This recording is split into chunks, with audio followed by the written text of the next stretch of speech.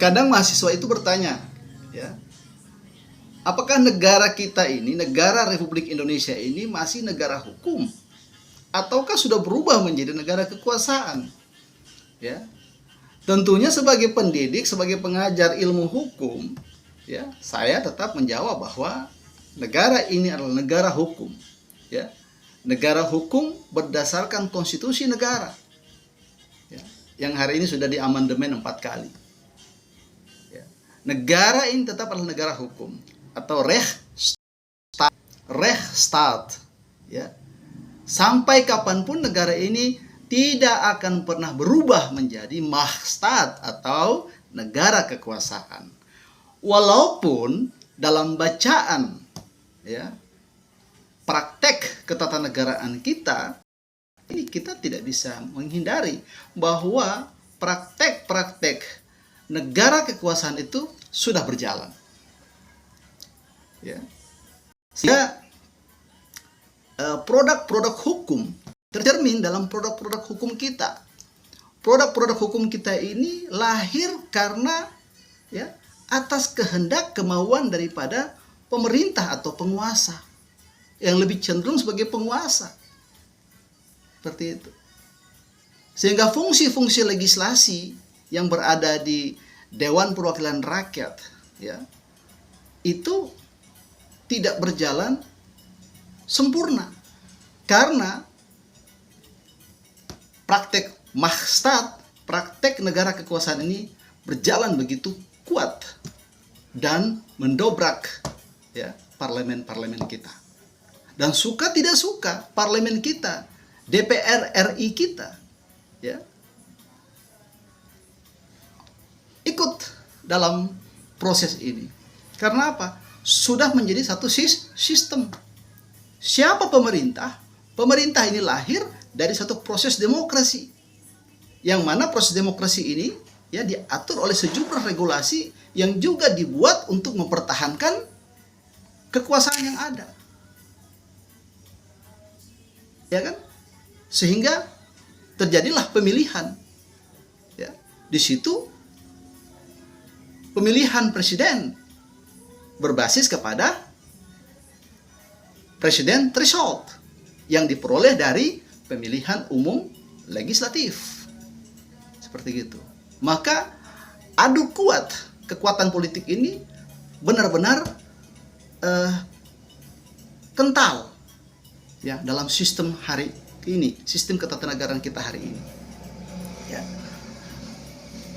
Dan sistem ini pun melahirkan anggota legislatif, ya, yang bertugas, salah satu tugas dan fungsinya adalah, ya, legislasi, membuat peraturan perundang-undangan, khususnya undang-undang negara Republik Indonesia.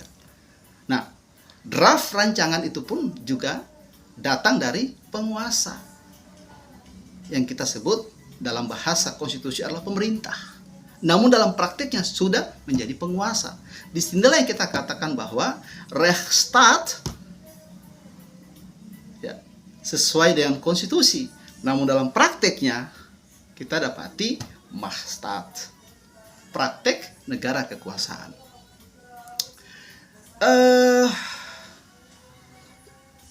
Beberapa pilar yang menjadi indikator bahwa satu negara adalah negara hukum atau Rechtsstaat.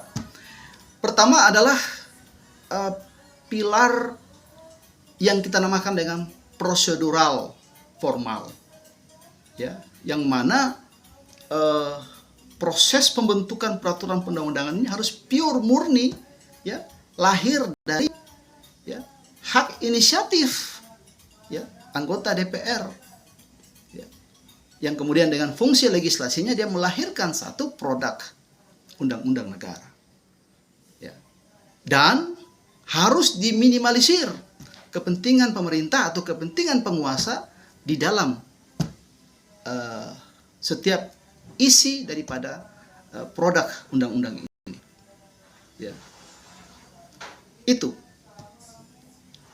Yang kedua, isi daripada undang-undang ini tetap mengandung hak asasi rakyat, hak asasi warga negara, sehingga di dalam undang-undang ini tetap jamin hak-hak warga negara, hak-hak setiap rakyat Indonesia.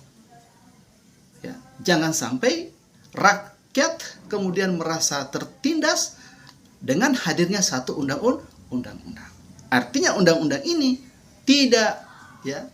tidak bermuatan hak asasi rakyat atau hak asasi warga negara.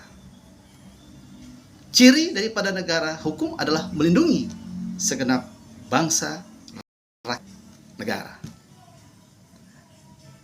Kemudian pilar yang ketiga adalah independensi daripada peradilan kita.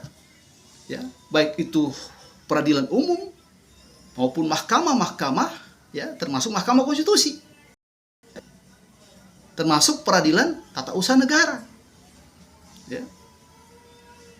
Ini harus independen, jauh daripada campur tangan atau intervensi daripada pemerintah yang hari ini tiba-tiba berubah menjadi penguasa.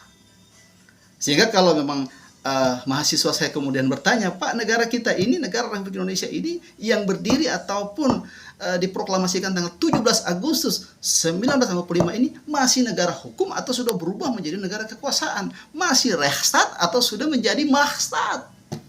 Ya. Jawaban konstitusionalnya adalah Reichsstaat. Walaupun sebenarnya kita mengelus dada. Dalam praktek ketatanegaraan kita sudah lebih cenderung kepada Machtstaat. Ya. Demikian, saya kira gitu dulu ya.